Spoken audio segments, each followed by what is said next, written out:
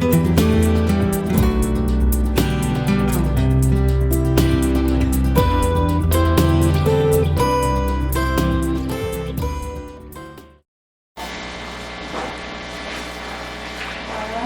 you for, this is March 2nd, 2022, Calaveras Council of Governments. If you could please stand for the pledge. Allegiance to the flag of the United States of America and to the republic for which it stands, one nation, under God, indivisible, with liberty and justice for all.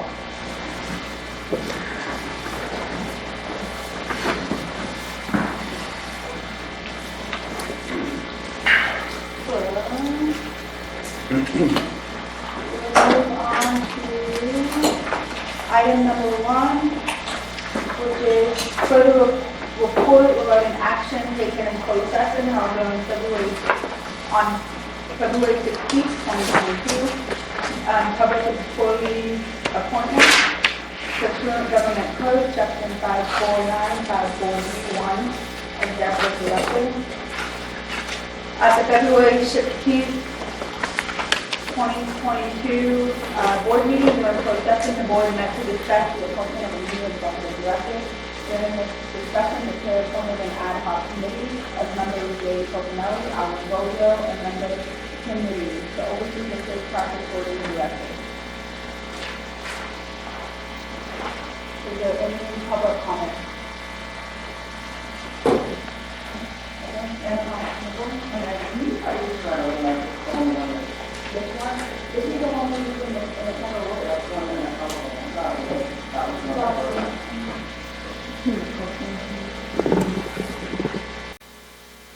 Did this work? Okay. Okay. Can you, if I switch this way?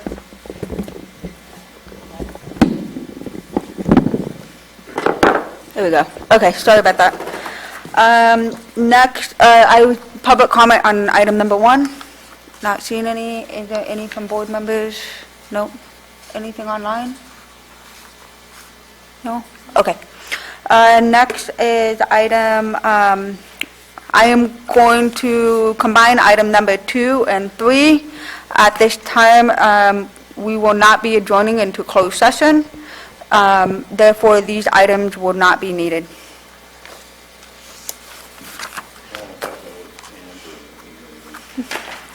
Okay. Okay, now we are on to consent agenda items. These are expected to be routine and non-controversial and will be acted on upon the council at one time without discussion. Any council member, staff member, or interested parties may request that the item be removed off the consent for further discussion. Are there any board members that wishes to pull an item from consent? No? Is there any public? Staff? Yes, I'd like to pull item number 7 and bring that item back at the next meeting. Okay. Would you be pulling item number 18 as well? No. We're going to approve it on 8. We're going to pull, okay, just quarter reports. Correct. Yeah. Yeah, they're not associated. Okay. Is there any other items that need to be pulled at this time? Seeing none, is there a motion to approve consent agenda items other than 7? Some of the inclusion set. Second. Okay, all in favor? Aye. Aye. Sorry, okay. I was going to say 7, but we don't have 7, so what do we got? 1, 2, 3, 4. We got 5, 0, 2. Yep. Okay. Next, we are on to regular agenda. First is item number 11, public comment. 5 minutes per person. Comment to be limited to the items that are within the subject matter jurisdiction of the council and not on the posted agenda. Is there any public comment? And none online. Okay, thank you. Next is item number 12, Caltrans Report. All right. I believe Marlon. Hi, Marlon. Hello. Good evening, Madam Chair. Good evening to the board. I will be brief with the Caltrans report, and I want to give apologies in advance. Dennis could not make it to this meeting today. However, I did want to provide a few updates for the board on his behalf. First of all, I do want to mention, I'm not sure if the board has received word of this, but I want to share this with the board today. Caltrans director, our current director, Mr. Topes Amashakin, has been interimly named, and I think he will be permanently named very soon, the secretary for the California State Transportation Agency, which is our Caltrans parent agency. So in a sense, it's a promotion for him, but we are currently without a director, but we just recently announced an interim director who's currently our chief financial officer, Mr. Stephen Keck. So he'll be serving in the interim Caltrans director's role for the foreseeable future until a permanent director is named as a replacement. So I did want to share that with the board. Mr. Stephen Keck is now our interim Caltrans director statewide. The other things that I wanted to mention for the board, many of you have heard about our Clean California program. Recently, there was an announcement for the funding of the Cleat California local grant program, and we did receive word that 6 projects were funded around District 10, and 4 of them actually were in to the south in Tuolumne County. So we're very happy about our Tuolumne County partners. Statewide, there was about over $300 million that were awarded for over 100 beautification projects across the state. So just wanted to share that with the board. And I also wanted to share our local assistance, our Caltrans Division of Local Assistance. We are having what we're calling a statewide planning training day. And this is really to help provide a training and technical assistance to cities and counties that will be hopefully receiving some funding and facilitate delivery of local assistance projects throughout the state. This training is going to be on March 22nd from 12:30 to 4:30 p.m. We hope that participants will be any public works engineering staff, planning staff, programming funding staff, and any management staff that's interested in the local assistance process. If you're interested in that program or the training itself, feel free to send me an email. I'll see if I can post that link in the chat for you all, but I just wanted to share that with the board. Lastly, I do want to mention our Federal Transit Administration. There's some funding that is being released. This is more for CCTA, but I did want to share this with the board that there's almost $9 million available now for transit projects, specifically for our tribal partners, but there's also some funding available as well through our 5311 program and 5339 program, I shouldn't say our federal programs, for regional connectivity and rural connectivity as well. I will post some links in the chat regarding this program, but if you're interested in the FTA funds that are coming out, feel free to contact me. I'm happy to share further information. Other than that, thanks again to the board for the time, and if there's any questions, comments, happy to take them. Appreciate it. Thank you. Does any board members have any questions about anything? Okay. Is there any public comment? I do have one. Oh, we got one. Gary's coming on. Yeah, Marlon, the beautification program that you're talking about, you're saying that it's been refunded with $300 million, and it's still an opportunity to put in for a grant for that money, or is it over? Well, the first round is over. I'm assuming that there will be a next round. However, we don't have any information to share on that end. But as we get further information regarding the Clean California Local Grants Program, we'll definitely pass that along to the board accordingly. Okay, thank you very much. Any other questions? Okay, any public comment? Nope, I'm not seeing any in the audience. Thank you, Marlon. At this time, I would like to ask if the board would consider moving item number 16 before we go on to agenda item number 13. Okay, I'm not seeing anything. Okay, with that, we will move on to agenda item number 16, minute order approving a contract with Melissa Raggio to serve as the interim executive director. With that, I'm going to turn it over to the vice chair, as she is part of the hiring, or the committee for this position.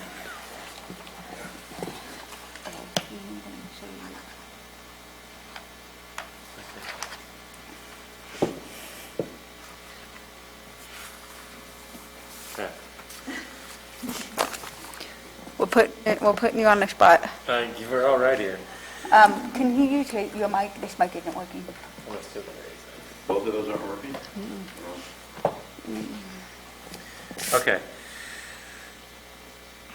So I will read this first. This agreement is made to enter into the second day of March 2022 by and between Calaveras Council of Governments and political subdivision of the state of California, whereinafter referred to as COG, and Melissa Raggio, hereinafter referred to as Raggio. COG and Raggio are sometimes hereinafter referred to as a party and collectively as the parties. Whereas COG's executive director has accepted other employment with March 4th, 2022, her final day with COG.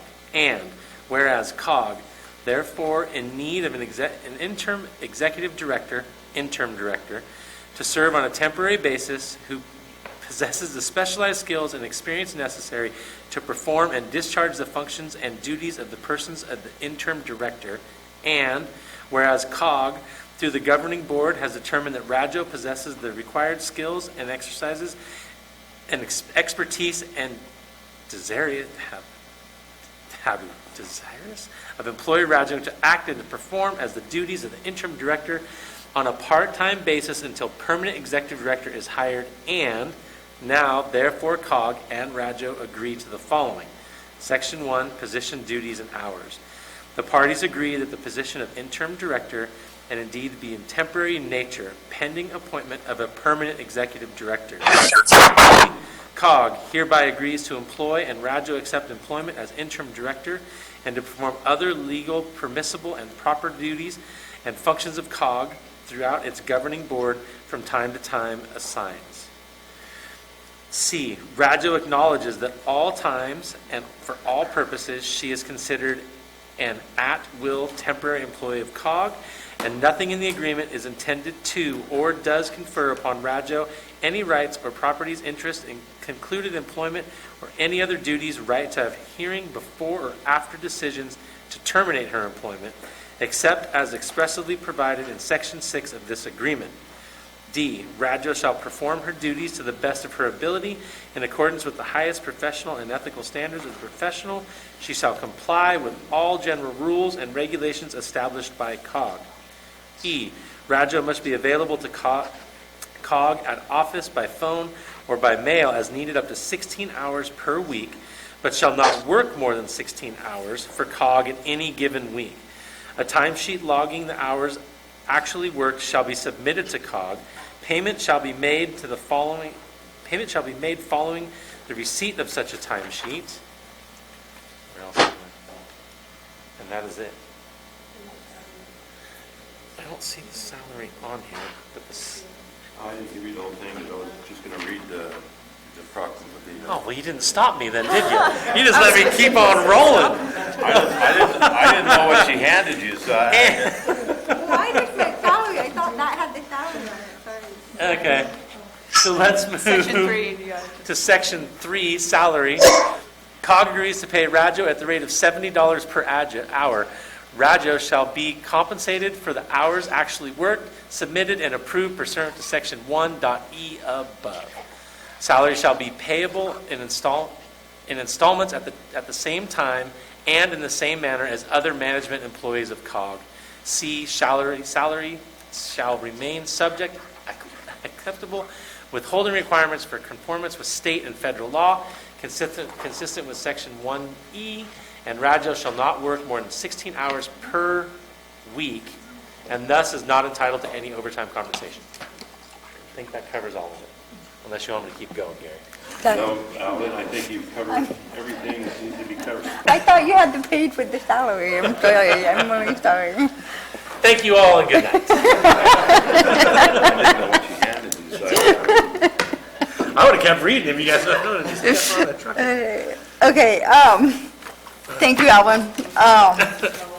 So there were Tim, Gary, and Alvin on this committee, and then I was going to allow you guys, if there's any other additional comments based off of what Alvin had just read, to go first, before I go to public comment. Go for it. Go for it. Well, I want to thank Melissa for stepping up in the time, that short time that we had to get it to you. It was a real pleasure negotiating with you. We only met twice for maybe 15 minutes, and it was very pleasant. So I want to thank you very much for everything that you're about to get into. But you've been there before, so you know COG. Yes, thank you. And I'm excited to work with you all again, and it's sad to see Amber go. I can't believe it's been 10 years. I remember your first day, and I took you out to lunch. Hey guys. Good, how are you? Yeah, I just now got in, and I have this 5:30 meeting that I was able to. Oh, sorry. We won't go into the lunch, but Okay, I was going to say, will you tell them my first No. week? No? No, Okay. I don't want to tell you the first She week. tried to tase me just a Yeah.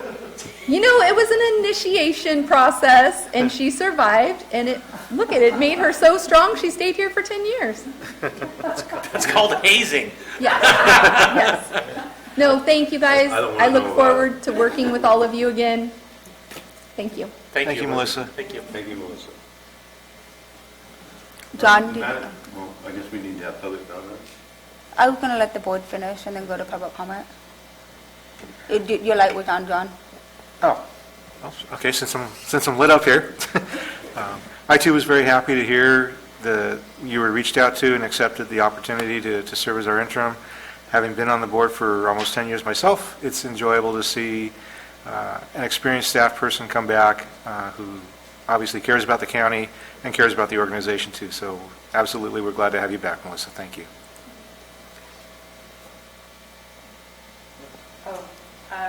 Just to reiterate what they said, excited to have you aboard and work with you again. If there's no, Well, Amber leaving is a loss, a big loss for COG. I'm very grateful that Melissa is willing to come back and help us out. So, can you make sure your mic's on? It's broken. I'm sorry. I'm trying to talk louder. we're having mic issues, I guess, today. With that, I'll turn it over to public comment. Is there any public comment? No? Okay. Bring it back to the board. Thank you, Rajo, for stepping up and coming back. Good. So with that, is there a motion to approve? I will move this item, Madam Chair. Second. Yep. Did you get that, Aaron? Okay. All in favor, please say aye. Aye. And that is now 601. Same guy. Exactly. You're a college student. Thought it was Derek Cole's number. So does that mean now you guys swap for the rest of the? Not till the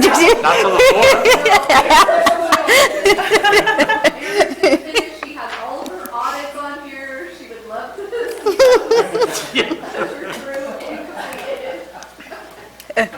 You don't even warmed up. Okay, we'll go on to back to item number 13. Item number 13 is presentation by Richardson and Company with a request to accept by the council the fiscal year 2021 annual transportation TDA financial audit for the COG. Amber? Or Kylie, sorry, Kylie.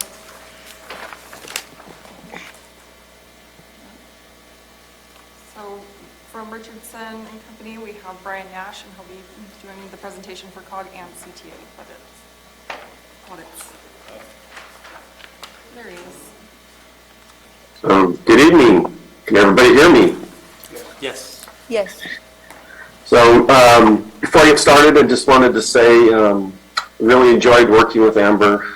She's just a really nice person to work with on these audits that we've done all these years. And I'm very happy to see Melissa Raggio back. I think Amber was becoming a little bit stressed out that she might have to do everything, so it's nice to see someone with some experience back. So you should see from us the audited financial statements for the Council of Governments and for the Transit Agency, and then you should see a management letter for each of those agencies. The management letter is a letter of recommendations that we have. I'll go over those in just a minute. And then there's a third letter, which is a governance letter. That's a letter of required disclosures to a governing body.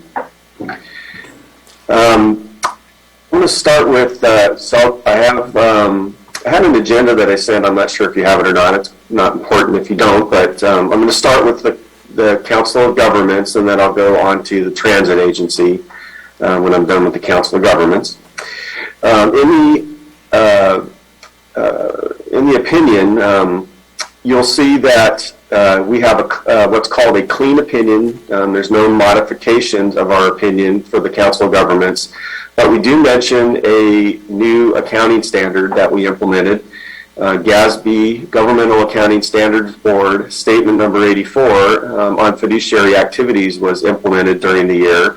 If you compared the financial statements for 2021 to the financial statements for 2020, you'll see those differences. There are some funds that were reported as private purpose trust funds that are now reported as special revenue funds, which are considered part of the council's operation. So when they were reported as private purpose trust funds, those funds are considered to be other people's money. But based on the criteria in that new accounting standard, because the council has administrative responsibility for those funds, they said really those are just part of your operations. And so we report those as special revenue funds. That's similar to many other transportation planning agencies. Sacramento Area Council of Governments has shown their local transportation fund, state transit assistance fund, state of good repair funds. They've shown those as special revenue funds for many years. And there was kind of a divide in how transportation planning agencies showed those. Now everybody's going to be consistent in showing those as special revenue funds. One thing that the opinion does say, and that everybody should keep in mind, is even though we help prepare the financial statements are management's responsibility, and our responsibility is to provide our opinion based on our audit.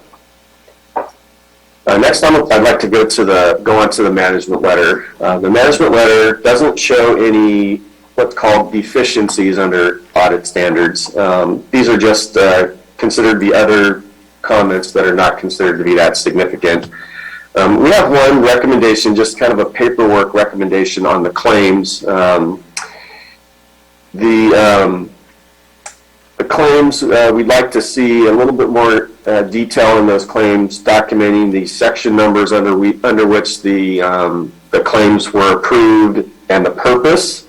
That makes it a lot easier for us to follow it through from the Council of Governments down to the claimant level to make sure we're understanding what it's for and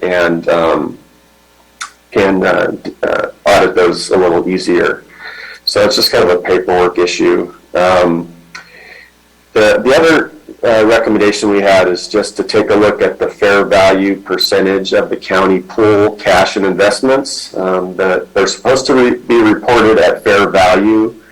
And that wasn't done. It turned out it wasn't that significant, but that fair value percentage has been immaterial in the last several years, but there's been a lot of changes in the interest rates that cause that number to possibly become significant. So just something to keep in mind with the bookkeeper while at merit. And now I'd like to go on to the financial statements. I'll point out a few things that I think are important in the financial statements themselves.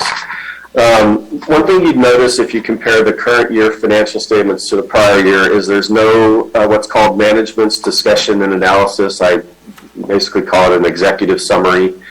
And that was because of that change that I mentioned to implement GASB statement number 84, where the private purpose trust funds were closed into the operations, the council's reporting entity, and so it just made the comparison not really applicable. The numbers couldn't be compared because there were so many changes. So Kylie and the bookkeeper looked at that and decided it wasn't worth going back to change all the prior year numbers to make it comparable. Instead, we just skip showing the management's discussion and analysis this year and put it back in next year when we have comparable numbers. And that's not unusual. Many of our clients don't report the management's discussion and analysis, and it doesn't affect our opinion. On the statement of net position on page 4, the statement of net position shows full accrual numbers. Those show numbers with the long-term liabilities, the compensated absences, and the net pension liability. So those long-term liabilities are $168,000. The net pension liability was up about $20,000 during the year. I think it has to do with the investment returns in the period of time that the valuation was paired were a little lower than expected. I know 2021 had a really good year, so that may change. You'll see in the net position that the restricted for program requirements is new. That's related to those special revenue funds, the former private purpose trust funds that were pulled into the COGS activities. So that's the fund balance or the net fund balance of the local transportation fund, state transit assistance fund, state of good repair fund, all of those funds. On page 6 and 7. That's the balance sheet of the governmental fund. So the governmental fund, these are reported on the modified accrual basis. This is short-term, only short-term assets and liabilities, so those long-term liabilities aren't included in this presentation. That's the difference with the statement of net position in these balance sheets. You'll see that the unassigned fund balance was $746,000. That was 89% of expenditures. So that's pretty good for the Council of Governments. I've seen some years when it's been pretty thin. The Government Finance Officers Association says you should have at least a couple of months of expenses in your unassigned fund balance at a minimum. Smaller agencies, even a little more is prudent. So 89% is a pretty good level to be in. You'll see on this balance sheet the local transportation fund and RSTP fund. Those two funds are considered to be major funds, so they're reported separately. And then on page 7, there's non-major governmental funds. Then there's a combining statement in the back of the financial statements that shows which funds are included in that column. Those funds are considered to be non-major, and it's just based on the size of the fund, the amount of assets, liabilities, revenues, and expenses. So the non-major funds are the State Transit Assistance Fund, State of Good Repair Fund, Low Carbon Transit Operations Program Fund, and Pedestrian and Bicycle Fund. So those all roll up into one column on this balance sheet. So the fund balance of all those special revenue funds is about $3.3 million, so pretty significant balance there. On page 9 and 10 is the income statement of the governmental funds. The general fund revenues were up about $34,000, and expenses were down about $523,000. And that was mainly in the professional services expenses. Those were down quite a bit, about $374,000 over the prior year. There were several large projects in the prior year that didn't reoccur, and so some of those projects are the Pope Street project, Safe Routes, Gap Fill Plan, and Nichols Consulting working on the analyzing the pavement priorities. So those were in the prior year that weren't in 2021, and that's why the expenses went down. The salaries and benefits were up about $17,000 in expenses. Those are the only really significant changes. Excuse me. So you see that the general fund had a positive net change in fund balance, so net income of $138,520. So let's see. So there is still a private purpose trust fund statement on page 12, and that just shows that there was a restatement to eliminate those balances when they were moved to the special revenue funds. So the special revenue funds have a restatement to create the beginning net position that or fund balance that agrees to this restatement. So in the footnotes, page 21 in the footnotes shows the lease that exists. It ends in July of 2022. There is a new accounting standard that says the leases have to be reported on the balance sheet now, starting in 2022. So this fiscal year that we're in, we'll record a liability and an asset for the lease. So if that lease is extended, some of the standards say you have to look at the extension period and to determine the amount that gets recorded as the liability. If the terms are favorable going out into the future, you consider any extension periods that you have. So that's something we're looking forward to in the current fiscal year. Let's see. So there's a pension plan footnote starting at page 22. It really gets into the detail of how it's computed and some of the changes. It shows the percentage of the risk pool, the CalPERS risk pool that the council is in.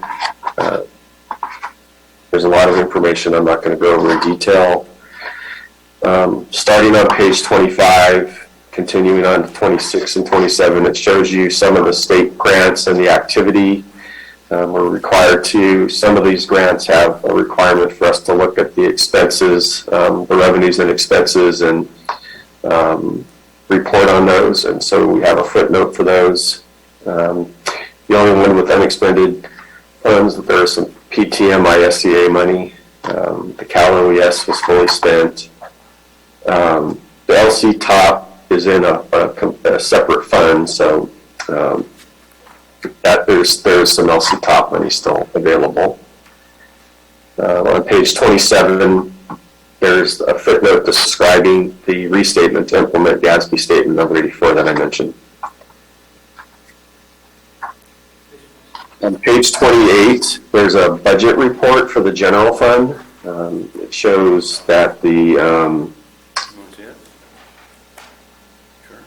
revenues were under budget by $192,000. One thing to consider on that is there was deferred, unavailable revenue, so it was not received within the availability period, so it wasn't recognized as revenue even though it was earned, and so that made that look a little worse than it really is. And the expenses were $285,000 over budget, so there was a really small budget on professional services that turned out to be a little higher.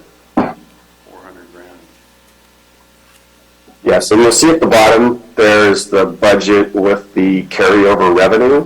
So any of the grants that weren't spent in your OWP get shown as carryover funds. So this is, the top shows it as we reported under GAAP, general accepted accounting principles, and the bottom shows how your OWP shows it with those carryover funds. Okay, page 29 is trend information for your pension plan. Up at the top section, the last line is a percentage. It shows the plan is 89.35% funded. That's pretty high. Most of our clients are in the 70s this year. So there must have been some sort of a extra payment made in the past, or maybe the percentage of the entire pool has been declining, paid in earlier based on a higher percentage of their liability, and then it's declined over time. Something like that has happened. So that's higher than most of our clients. So for the Council of Governments, that's all I had. There are no compliance findings. Did a good job. Everything that we looked at was in compliance with all the rules and regulations that we audit. So if you don't have any other questions, I can go on to the transit agency.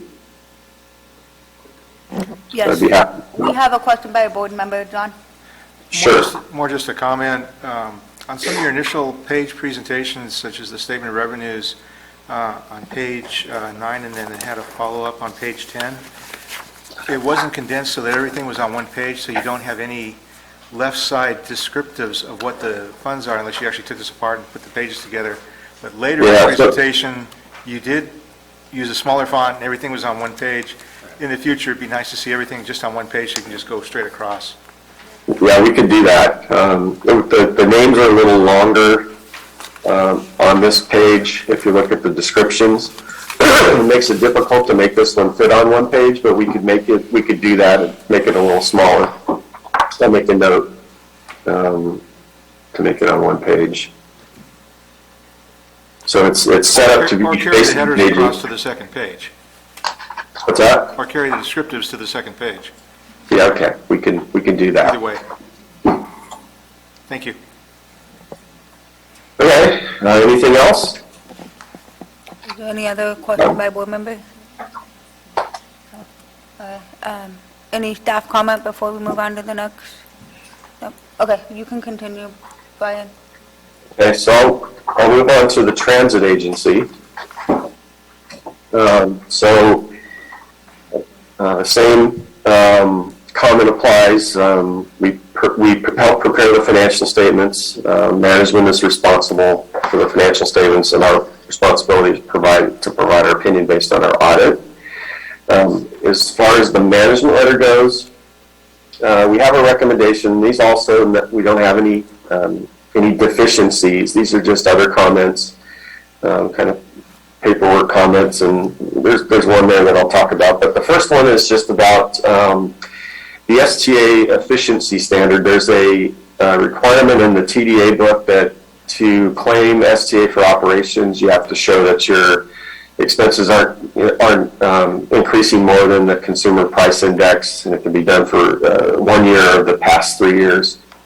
And so our recommendation is just to certify in the claim, the transit agency should certify in its claim that it's in compliance with those efficiency standards if it does claim STA for operations. It's in the performance report, but it really is supposed to be certified in that claim. It's one of the things that's in the TDA book, compliance requirements. And then the second thing is just a comment on the reserve level. And as I go into the financial statements, this will pop out.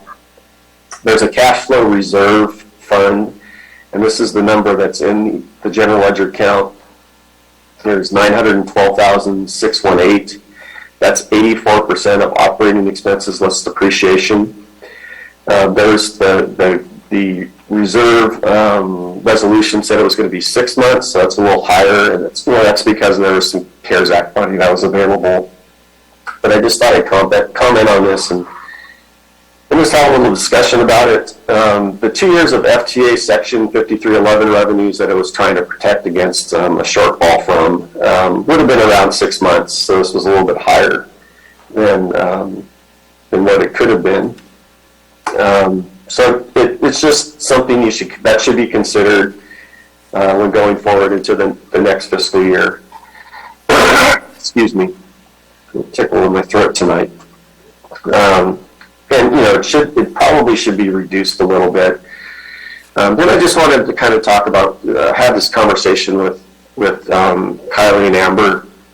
The TDA rules and regulations don't really have a mechanism for a reserve to be built up by a transit claimant. There's a section in the TDA book that we're supposed to look at it as our compliance audit testing that says expenses shouldn't be more than the revenue. I'm sorry, the revenue shouldn't be more than the expenses. And it's hard to do that because the TDA revenue can be claimed based on budget. So it never works out to be exactly the same. So a small reserve can build up over time, and we really don't consider that to be much of an issue unless it gets significant. Kind of the rule of thumb that most transit agencies that we see, we audit quite a few transportation planning agencies and their claimants, kind of the rule of thumb they use is 3 to 6 months, so this is a little bit higher than that. There's one way to do it is also to maybe keep a reserve in the LTF fund itself. There's nothing that says there can't be a reserve kept in the LTF fund.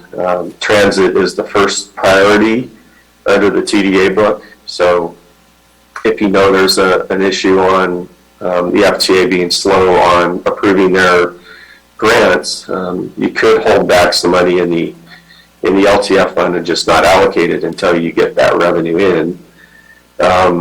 There's also a mechanism in the TDA book for capital purposes that says a transit claimant can claim money but keep it in the LTF fund for up to 3 years.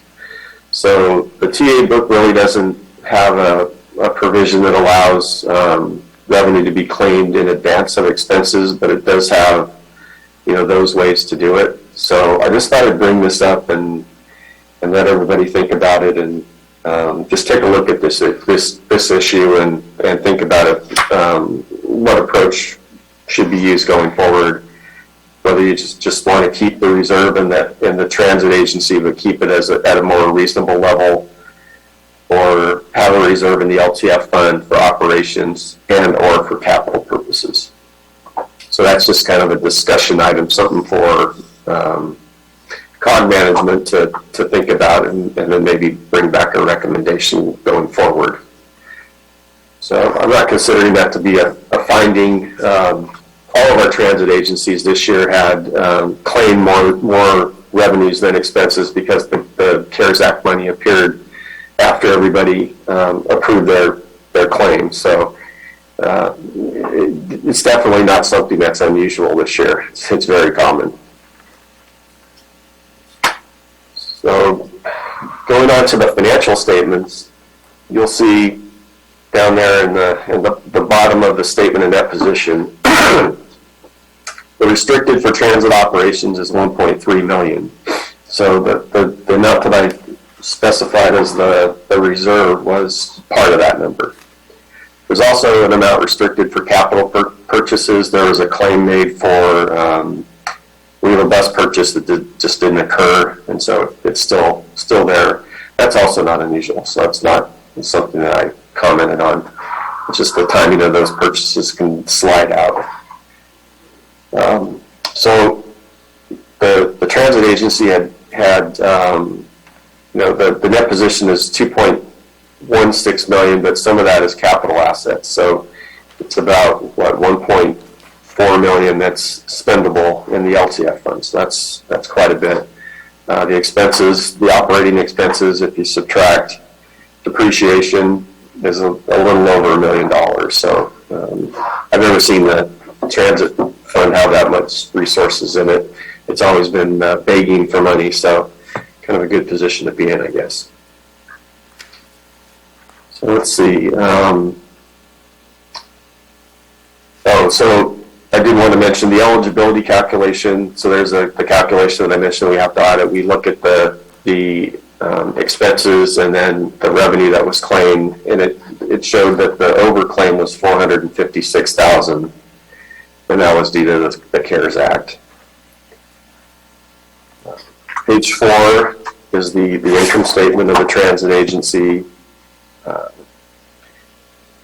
It shows, so revenues were down about fair revenues were down about 63,000 to 10,000. Operating expenses, including depreciation, were up about, excluding depreciation, were up about 35,000. Non-operating revenues were where all the action was. It was up 131%, 991,000 to 2.3 million. Capital revenues were 152,000, and there were only 24,000 of capital expenses. So that's why there's some money left over for capital purposes. So change in that position is 1.2 million. So positive net income. Now I'm going to go to the fair revenue ratio. And the changes that were made, there's a new law that was passed that affects the fair revenue ratio. Let's see, it is on page 12. So the transit, well, when the county was running the transit operations, it always had a hard time meeting the fair revenue ratio. It was met in 20, kind of using the normal approach, but in 21 there was AB 139 that was approved by the state. It was approved in July, and it added a couple of, it added some things that made it a lot more lenient. There was a law that was passed a couple years ago that said that any local funds earned by or received by the transit agency could be included in its fair revenue ratio. And that was one of the reasons why it passed last year. Advertising revenue could be considered in the fair revenue ratio. But in 2021, with this AB 139, they said federal funds could be included and fair subsidies. So there was some LC top fair subsidies that are included, 30,000. And then we included the federal grant in there as local funds. And so it almost doesn't even make any sense to have a fair revenue ratio if you could do that. It's 62% was the fair revenue ratio. So that was due to those changes in the law, Assembly Bill 149. So I thought if anybody saw that, they'd think that was a little bit strange. So I just thought I'd spend some time on that one. Page 13 shows the lease on the transit agency. So this one would also have a lease liability and then a leased asset. And so that's all I wanted to point out. There's no compliance findings on this one either. And it turned out okay. The only other disclosures that we're supposed to make are what items are estimated in the financial statements, the fair value of the cash and investments pool, the cost reimbursement grant receivables are based on, we consider those to be estimates because the grantor could come back and say that they disallow the costs. Compensated absences, which is the vacation and sick leave liability, and the pension liability, that's based on an actuarial valuation performed by CalPERS, and the lives used for depreciation are an estimate. And then there's the last disclosure is just there's nothing unusual. Our scope was consistent with our engagement letter. No difficulties were encountered in dealing with management. There were no disagreements with management. No conditions on our retention. So with that, I'm done with my presentation. I'd be happy to answer any questions.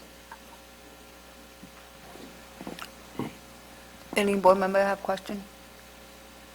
No? Is there any staff comment? No? Okay. I mean, Brian brought up the reserve that we've talked about with the council, and I'll talk with, Kylie and I have been talking about how to address that, and I'll talk with Melissa Raggio before I depart as well on a strategy moving forward. But it is a challenge. I mean, Transit's an independent JPA, doesn't have a general fund, so we need to have a good reserve in there, and the reason it is so high is because the FTA funds is always almost 2 years behind.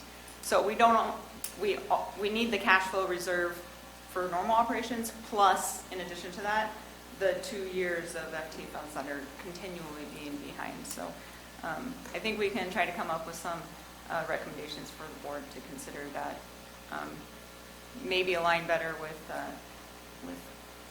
what Brian's trying to get at. Okay, thank you. Is there any public comment? Okay. Do we need to do an action? I just saw that it was a presentation. I think just accepting the audits. Huh? I think the action is just accepting. Accepting it, okay. If there's no further questions or comments from the board, Brian, thank you for the presentation and the document. Thank you very much. Yeah, no, it's not been easy the last couple of years with COVID, so it's made things a little bit more difficult. Is there a motion to accept the, so moved, is there a second? All in favor? Aye. Any nays? No. 601. Yeah, excuse myself. Thank you. Have a nice evening. Thank you. Thanks, Brian. Bye. Next, we have agenda item number 14, minute order approving the submittal of a request programming change as a correction to the final 2022 regional OTIP funding. I'm guessing this will be Kylie. I'll take this one. Oh, you're going to take it? Okay. Thank you.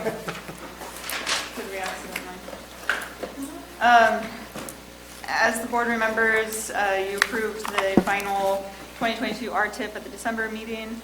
This programmed $4.5 million for the eastern segment for design in an outer year. The board supported the strategy to utilize the STIP shares to develop a shovel-ready project for the eastern segment.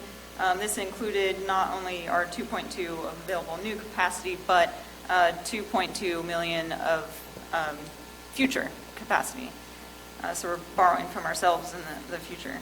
The funding was parked in the outer year in fiscal year 25-26 for two reasons. The first main reason is CTC communicated to the regions that new capacity could only be requested in that year for new projects. The other reason was that at that time we were working with the county on seeking earmark or congressionally, they have 20 different ways to say this, but congressionally directed funding for design of the eastern segment. So we were trying to strategize, okay, if you get that money, then this gives us an opportunity to move our STIP chairs to right-of-way. So we were trying to kind of protect them in an outer year if we did receive federal funding. But we did not get that in this last cycle, and the county, wants to be very aggressive in advance delivery of the project. So in working with CTC staff on options to advance the delivery, we were given an opportunity to submit a corrected RTIP showing in the year that we want to deliver it. And in speaking with the county, they're ready to go this next year. So we submitted a corrected RTIP. They were under a timeline. The CTC staff needed to submit their recommendations, I think last week, for the March CTC meeting. So they needed me to submit a letter. So I'm here asking you to ratify that letter and that request. This did make it into the CTC staff recommendation for the commission's consideration on the March 16th commission meeting. And if it's a CTC staff recommendation and made it into that, I think we feel good that hopefully the commission will support it. Is there any board comment? I'll make a comment. I move this item, Madam Chair. Hey, you got a second? That's my comment. I got to do public comment, though. Any public comment? Seeing none, bring it back. We got a motion and a second. All in favor? Aye. 601. Thank you, Amber, for moving ahead with that. Okay. Okay. Yes, okay. So next on the agenda is item number 15, which is a minute order approving the professional service agreement with the San Andreas Council of Governments, Dan COG, for legal services. I think, okay, yeah, go ahead, Amber. So this item is a contract with Sta Efficiency Council of Government for legal services provided by Stan COG's in-house general counsel, Monica Streeter. This in-house counsel also serves as the counsel for the Stanislaus Regional Transit Authority, Stan RTA, which is a new JPA that was formed really similar to the CTA, and they actually used our JPA in formation of our agency as an example during their consolidation of their transit agencies there in Stanislaus. And so Monica has, extensive experience not just with COG, but also with the transit JPA. I think this is an opportunity for a small COG to partner with a larger. This isn't unusual for us. We've done this in the past with San Joaquin COG for staff augmentation services. So we're used to these types of relationships. This contract, one thing just to note, in services would not include specialized services such as human resources, labor, employment, and litigation, which you get from maybe a larger firm. As a small organization with few employees, we don't have a history of needing these services for about a decade. We were served by legal counsel by Jim Jones, who was an extra hire, and that served us well.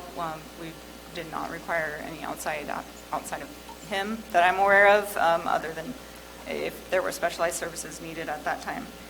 So I'm just stating that because one option the council can consider at this time is to direct staff to continue or to modify the contract with Mueller and Beardsley and change from general counsel to specialized employment law and litigation services. That's if we want to keep Mueller and Beardsley on specifically for those services, and that will only be utilized if they are called upon and requested. So this item, with your direction, execute a contract with Stan COG for general legal services. Part of that action that staff is requesting your direction to terminate the contract with New Miller and Beardsley for general legal services effective March 3rd. And then on top of that, if you wish to continue to utilize New Miller and Beardsley for those specialized services, staff can bring that contract to you in April.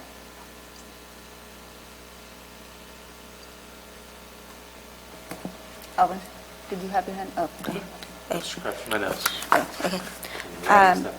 Thank you, Amber. I'm going to go to public comment. Is there any public comment? No? Okay, bring it back to the board. I think over the last year, we've been considering transitioning to a different form of legal service. I think what Amber brought forward, we've worked with Monica before. She is not new to this board. She was actually the attorney that was assigned to us originally when we entered the current contract that we do have. And given the history of the COG, we have not needed any service, HR internal services. If we choose to, then we can go back to the board and we can at that time choose the recommendation if we do with Monica of who she would think outside counsel would be needed. So I don't see any need to continue their services for anything. But I would like to open it up to the board for any comments, questions regarding the contract in front of us. Or John? Oh, No, I'm going to say the same thing as Amanda. I say we go with the Stan COG, and we can terminate and basically hire as needed, if needed, hopefully never needed, for any HR or anything else that comes. But I think this could be a good opportunity to get in with a bigger organization and utilize some of their knowledge and stuff too. So there we go. Okay. Madam Chair, I'm going to abstain on this item. Okay. I think we still meet quorum. Yes, Tim? The second term you're referencing requires a retaining? Newmiller, is this working? Newmiller and Beardsley is our current legal services. With this action for StanCog, that we'd be terminating that agreement, but we can revise that agreement to just be for employment and litigation services only. But if we haven't had to call them in the last 10 years and we're paying the retaining fee? No, we haven't, they've only been with us for a year, Newmiller, yeah. The point being is that if there's additional cost, there's no reason to have them unless we have a product. Well, and they wouldn't charge, if we did that and did a specialized contract with them, they wouldn't charge unless we called them for and specifically requested the service.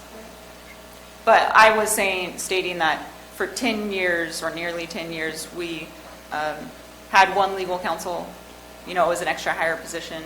They weren't a part of a firm, and that served us well.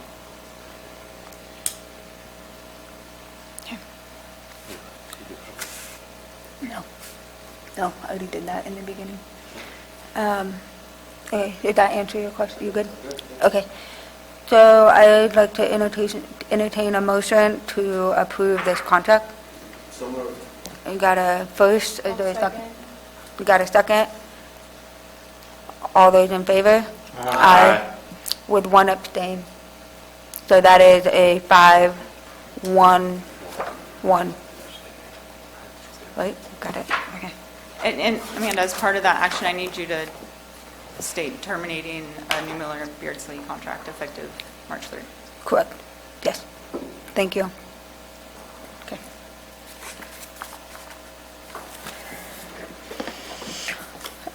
Next is, we already did item number 16, so we'll move on to item number 17, agenda item number 17, which is resolution fiscal year 22-18, approving signers for the Council of Governments funds retained in the Calaveras County Treasury. Amber, or Kylie? Okay. So as part of the interim director appointment, we need to update the signatures on file with the county auditor. So we're recommending that those get updated today. Is there any public comment? No? Okay. I'll bring it back to the board. Is there any questions or comments? No? Okay, is there a motion? So moved. Moved, is there a second? Alvin, second. All in favor? Aye.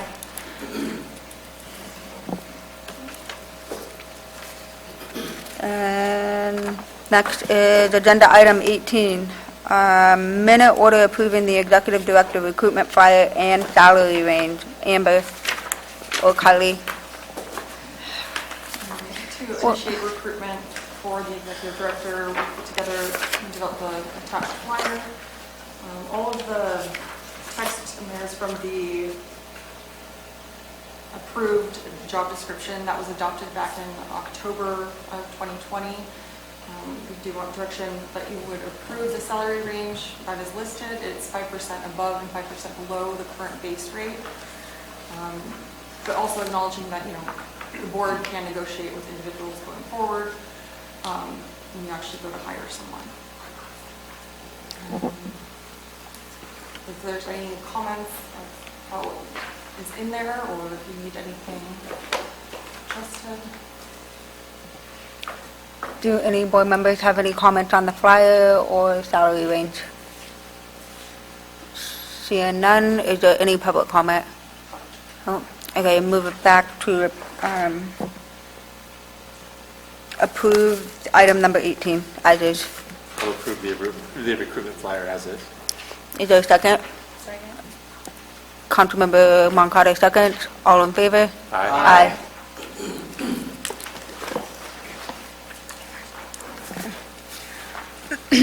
Next is number 19, city and county reports. I believe that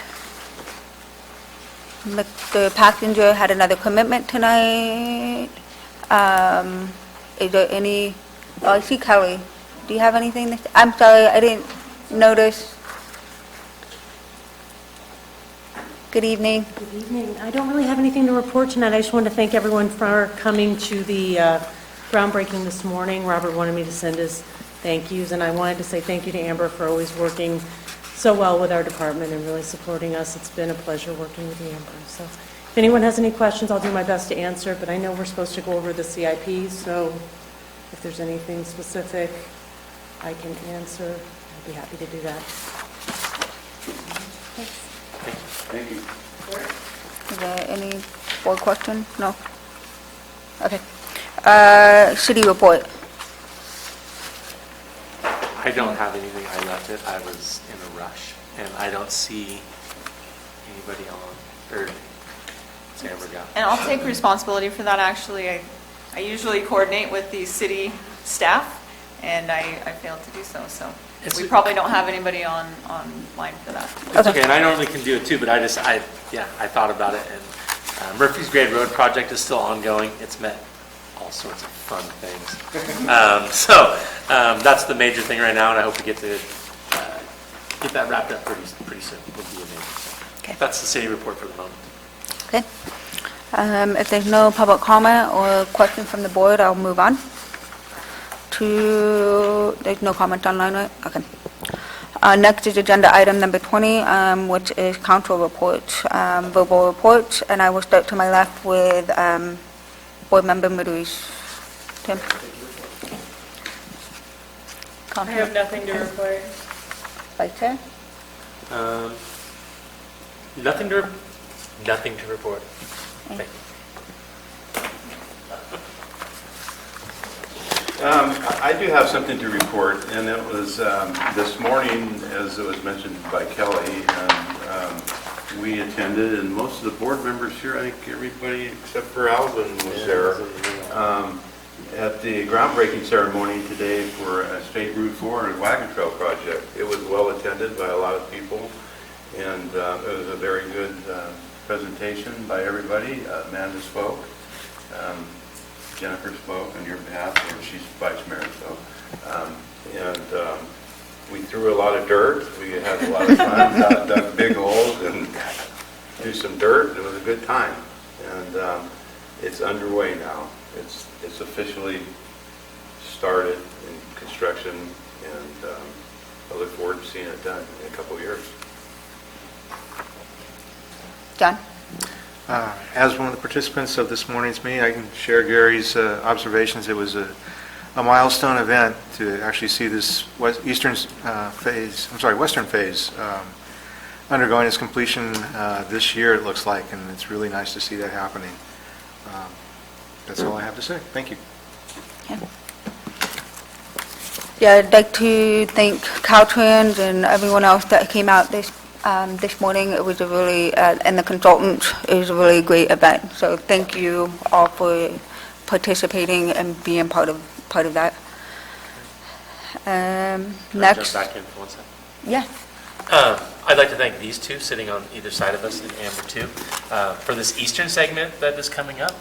The forward thought you guys had to move and shuffle some money and get this to a shovel-ready project is pretty amazing. So thank you to everybody.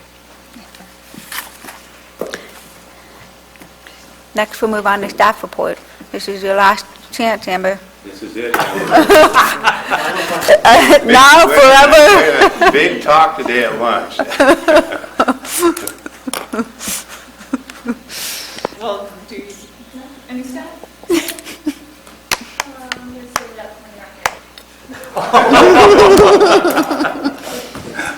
She's saving it for when I'm not here. First, I just want to ditto what you said about the groundbreaking that we had today. Thank you, Caltrans, for attending. That was wonderful attendance by Caltrans. And then Gary and Amanda for speaking. Thank you again for my proclamation. That was amazing. Oh, yeah, I forgot about that. But yeah, very good. And I think just hopefully we'll keep everybody motivated to continue and keep pushing to get that eastern segment done. And we're almost there. And we had this uphill battle before, but we got there. So I think that'll be good. I want to take this opportunity to thank Melissa Raggio for stepping in to help us make this a smooth transition. I want to see the cause successful, so I really appreciate that. But yes, I have nothing else to report other than just thank you for all of your support. And this has been a hard decision. So. And I'm leaving hopefully on good terms.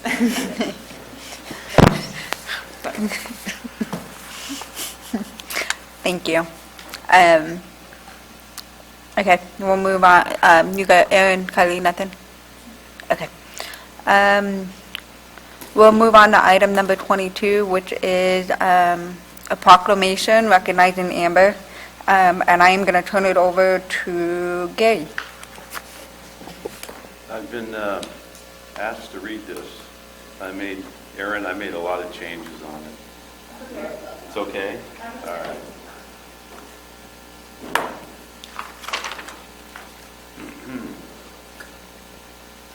Amber, have you seen this? It was in the package, so I'm sure you've read it. Okay, this is Resolution 2022-19-19. This is a proclamation recognizing Amber Collins for her 10 years of service with the Calaveras Council of Governments. Whereas Amber Collins has worked at the Council of Governments starting in 2012 as a transportation planner and transitioning to executive director in 2017 for a total of 10 years. And whereas Amber Collins has steadfastly served its COG, I'll say Calaveras COG, and CTA, promoting each vision statement respectively, including prioritizing collaboration, preserving natural amenities, and striving to enhance economic development and convenient mobility options for the community throughout her tenure. And whereas Ms. Collins' experience and expertise played a valuable role in her time as a transportation planner and executive director. And whereas throughout her time at the COG, or Calaveras COG, Ms. Collins provided continued insight and commitment to regional priority issues and projects, most notably the State Route 4 Wagon Trail project, championing the project for funding and ultimately for delivery. Whereas Ms. Collins took on an additional responsibility as executive director with the creation of the Calaveras Transit Agency, her leadership in the transition and oversight resulted in the transit agency's success, ultimately benefiting our local economy and those who rely on public transportation. And whereas some of the highlights of Amber Collins' career success include procuring $10+ million of grant awards and $16+ million in program funds as executive director, creation and oversight of the JPA managing the county public transportation system, resulting in successful efforts to rebrand and market the transit services, completing the regional transportation plan updates, short-range transit plan, and the coordinated human services transit plan, providing project management in collaboration with county and city staff in delivering of projects such as the Murphy's Grade Road and the Active Transportation Program State Route 49 Sidewalk Project, initiation and completion of community planning projects such as the Angels Camp Main Street Plan, San Andreas State Route 49 Commercial Gateway Corridor Study, the Murphy's Complete Streets Corridor Plan, Valley Springs Complete Streets Infrastructure Plan, Systemic Safety Analysis Plan, that doesn't sound right, San Andreas Pope Street Study, and Angels Camp North Main Street Plan, among others. Initiation of several planning projects currently in process, including greenhouse gas emissions inventories, which we have on March 15th, would have your signature saying you'll be there. Emergency access needs, assessment and preparedness plan, SB 743 implementation plan, and zero emissions bus rollout plan. And whereas in her 10 years of service with Calaveras Council of Governments, Amber has gained the respect of the council members, Calaveras COG staff, and the community. So with that, I'm open for council comments. Well, I want to get the vote for it because you got to have voted for it before you can proclaim it. So normally on proclamations we get a vote. But is there any council members which would like to say anything on it? About it? Yes, yeah. It is an absolute pleasure serving in your leadership. And I'm very impressed with what you've done and the staff that you've done. And I'm glad you're not taking the staff with you.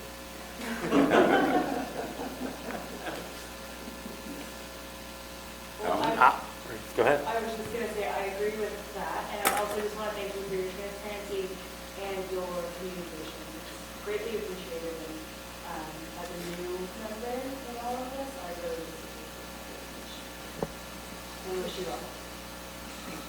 Yeah, and I just want to say thank you very much. And I've only been here for 3 years, but it's been fun. It's everything you do and touch seems to turn to gold. So I wish you the best luck in that moving forward.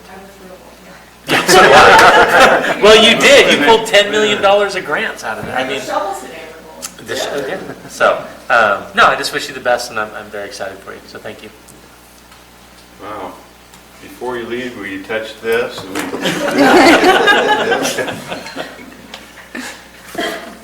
Anyone else?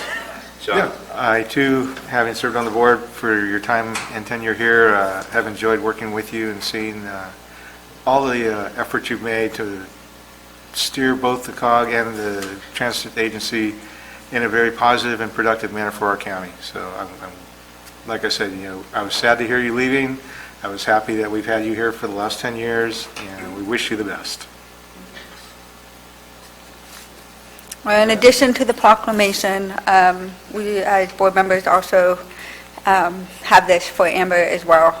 And it hereby honors Amber Collins in grateful appreciation and distinguished recognition of your 10 years of hard work.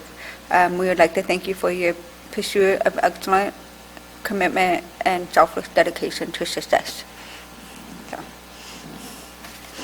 Let's vote on it. Let's get public comment first. Public comment. No public comment? No public comment out here? No? Cindy, you worked with her for a number of years. I was going to go with the CQ, but I'll come on. Well, Amber and I did have a little bit of conversation when after she made the decision, and she was letting us know. And we've been together for 10 years. She came on about 6 months, I think, after me. And I feel that we built this transit together as a team. She's always included me. It's a hard loss, but I'm so happy for you. And she's just, as you all know, she's just such an amazing person for me and for everybody. And our county has been so blessed. And our transit, it's never been better. So thank you. And good luck in your endeavors. I hope to hear from you still, though. All right, any other public comments? Seeing none, I'll bring it back to the board. I'm open for a motion for this resolution. Move. Second. A motion and a second. All in favor? Aye. Passes 6-0. 1. Yeah. Now be it proclaimed that the Calaveras Council of Governments hereby recognizes Amber Collins for her dedication and service to the Calaveras Council of Governments. The foregoing resolution was duly passed and adopted by the Calaveras Council of Governments at a regular meeting held on the 2nd day of March 2022 by the following vote, 601. And what I'd like to do, if we can, if we could ask Melissa or Aaron to take a picture, and we can all come down here, the board come down, hand her, we can give her, and the proclamation, if you have the proclamation, Aaron. We have the signature page here.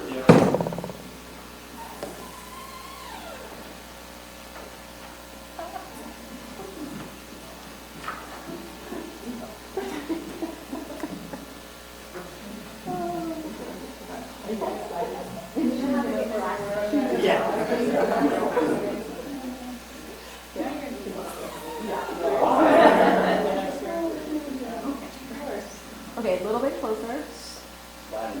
Okay, right there. Are you guys ready?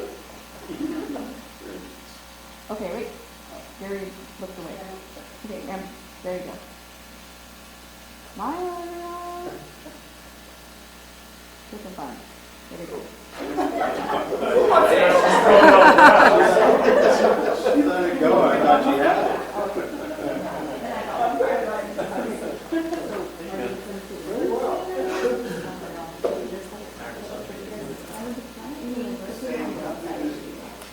We're going to put it on the website, we're going to call the newspaper. Get outside, work with your hands. Enjoy a good day. She knows I don't have Facebook. You don't got to get up at 5:30 if you don't want to. If I don't want to. If you don't want You to. don't want to. Exactly. I retire and I still get up at 5:30. So does my dad. Okay, at this time, we're going to adjourn the COG. I am going to request, if the board's okay, a 10-minute break before we transition over to CTA. So with that, we will see you April 6th at 5:30 for the next COG. The stories the county has. Okay, welcome back. We're now entering the CTA March 2nd, 2022 meeting. We will stand for the pledge. I don't think we have a pledge. It's always on there. I don't know. It's not on there, but it's okay. pledge allegiance to the flag of the United States of America and to the republic for which it stands, one nation, under God, indivisible, with liberty and justice for all. I'm going to give you the long explanation. Next, we have consent agenda. We have multiple items on the consent agenda. Is there any board member that wishes to pull a consent agenda item? No? Is there any staff? No. Any public comment on consent? No. Okay, with that, is there a motion to approve the consent agenda? So moved. Second. All in favor? Aye. 601. Did you get who? Second. Who seconded again? Gary. Gary. Okay, next is regular agenda, public comment. Is there any public comment for anything not on the agenda? Seeing none, we will move on to item number 9, which is resolution FY 22-10, and public hearing to adopt the CTA Americans with Disability Act policy. I'll hand it over to Aaron to present the item, and then you can open the public hearing. Okay. Staff is recommending the board open the public hearing to adopt the CTA's ADA paratransit plan to be in compliance with the Americans with Disabilities Act and Federal Transit Administration funding. The CTA last updated their plan in 2019, and an updated plan or annual certification is required for FTA funding. The CTA attached, you'll find the CTA ADA plan, which has been updated to reflect our current services that became effective on January 3rd of 2022.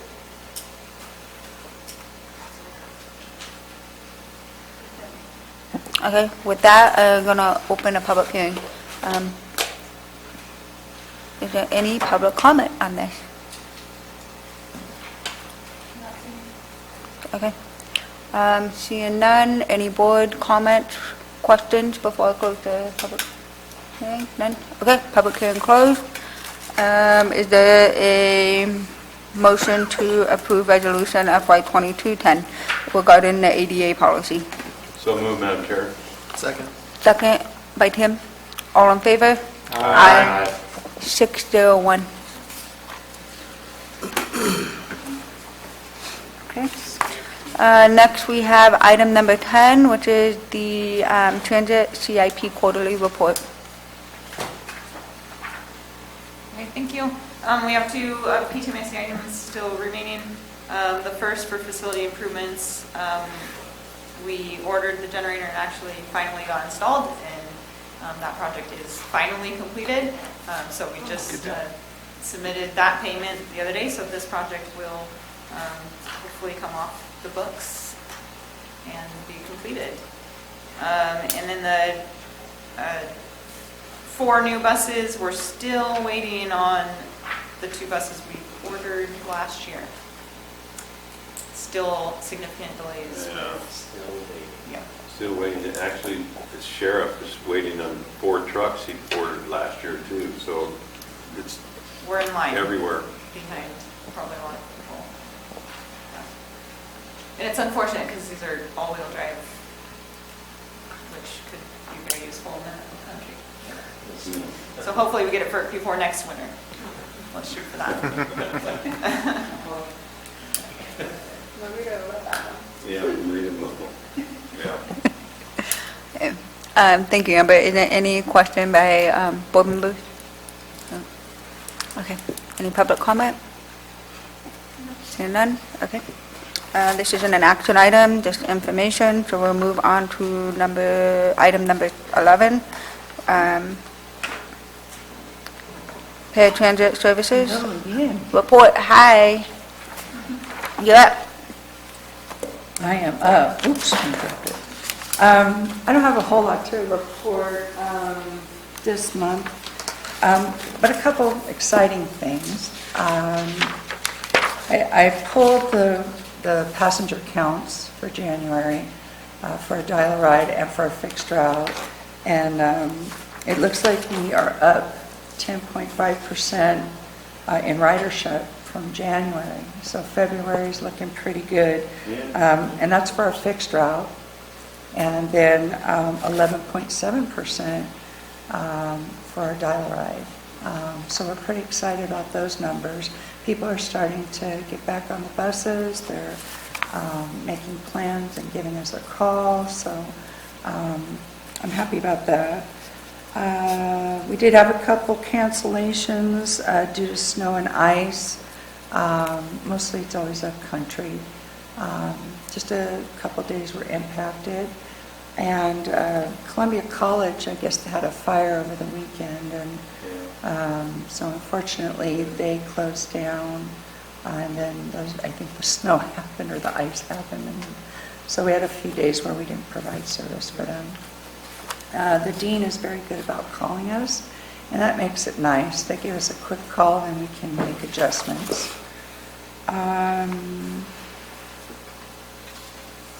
The 2 current things that are impacting us right now, one is our drivers. We're currently recruiting. I've hired a few people, but I've had a few people move. And so I can't compete with Harrah's, unfortunately. So they like our people, nice and trained. And then the other is, so if you know anybody, send them my way. I'm looking for full-time and part-time. And then lastly is the current road work. I understand 30 days, this whole month, will be impacted all up country. I think it's Arnold. They're dropping trees. And so the last 2 days we've experienced 40 minutes where our routes are getting hit with that 40-minute time frame. So they're usually about 20 to 25 minutes going up or down, but sometimes the drivers get caught both ways. When they get into Angels, they've got another construction project going on that causes delays, and there was additional here in town. So we're struggling a little bit with that. Hopefully I can catch another break and we can get another bus out there to get them back on track, but right now we're running late. So if you hear anything, that's what's going on. That's all I really have for the evening. Any questions? I did have a question, and I was wondering about that this morning, because I was watching the buses get stuck in the traffic. Is there a way, at least in Angels, to reroute a different way to, I mean, it's go in the same direction, but just go a different, for temporarily? Are we allowed to do that to at least get the flow with all the construction in the city going? So where the construction is taking place, it's our main transit hub. It's actually where buses meet for Columbia, and so if we eliminated going through downtown and came up Highway 4, yes, we'd save time, but we could potentially miss all the people that are either at like the Deo area or even at Raspberry Lane across from the Visitor Center. And so I would recommend it. I was just thinking instead of turning, that they just kept driving straight. I don't know, but okay, that makes. Yeah, they're getting hit 3 times sometimes. So yeah, it's once you get past the construction in Angels really isn't that bad generally, but it just adds on to the already, because they're dropping trees. So it takes a while for them to let you go. So. Well, there's no other route uphill unless you want to do a different, Gary Tunnel. They can drop all the trees they want. Yeah, there's no negotiating. I had a driver today, she was telling me, and she got stuck. She got stuck going up, and she said, I'm the first person. And then when she came back down, she goes, I'm the first person. It's like they say, oh, bus, stop. Just so happened to be there, her luck. But yeah, she got caught every time. So that's what we're dealing with. But other than that, everything else is going really well. I have a question, Cynthia. Have we experienced, the governor is reducing a lot of things that has to do with mask wearing, although on public transit, you're supposed to still wear masks, according to what he's bringing out. Have we had any problems with passengers not wanting to wear masks? Oh, yeah. We have had some incidents with the drivers and the people, or to the point where we had confrontations with each other? We've had a couple of people get a little frustrated at the beginning, not wanting to wear it or wear it, and then get on the bus and they get behind the driver and they'll take it off. So we've had a few of that. Mostly it's passenger to passenger. Those that want to wear it and those that don't want to wear it, they get into it. So we've had a few things like that. But generally speaking, the driver tells them, here's a mask if you don't have one, and you got to wear it when you're on the bus, and it seems to be okay. I know they're all asking, though, when can they remove those masks. So I told them it's not up to us. So until okay, I was just wondering, is it a consistent thing, or is it just sporadic? It's not something that, I guess we haven't called the sheriff, or haven't seen it in the newspaper of any fights on a transit bus. No, it got close one day, but that was about, 6 months ago. That was between passengers. But other than that, no. Most people are accommodating, and they understand that it's just what we have to do. Very good, thank you. Yeah. Thank you. Thank you. We'll move on to item number 12, staff reports. Aaron, here's your chance, Aaron. I'm telling you, today at lunch. I was told to prep, and this one wasn't at the top of the list, so I have nothing to provide to you at this time. But I will think of something for next time. All right. To make you sign on the line. Yeah, I signed something. Margarita wore off, so now you're back. Amber? I'll just take this opportunity to thank Cynthia and Paratransit Services for all the work that they do for us. Sometimes you don't see all the work that they do because they're just doing it and they're just working. They're running the buses every day to day and just getting the job done. And every time we make changes, they've got to implement them. And every time we make decisions, they've got to implement them. So I just really, it's a lot of work that she does, Maintaining drivers, I know nationally for transit agencies, that's been a real challenge, and Cynthia has done a really good job at maintaining our services and keeping drivers. I know she's challenged with that, but she's continued to operate, and we haven't had to reduce services due to low staffing or anything. So just, they do a lot of work there at Paratransit, and she deserves a lot of credit. She does. Kylie? No? Okay. And with that, we can adjourn. We will be back here April 6th at 5:30. Have a good night, everyone.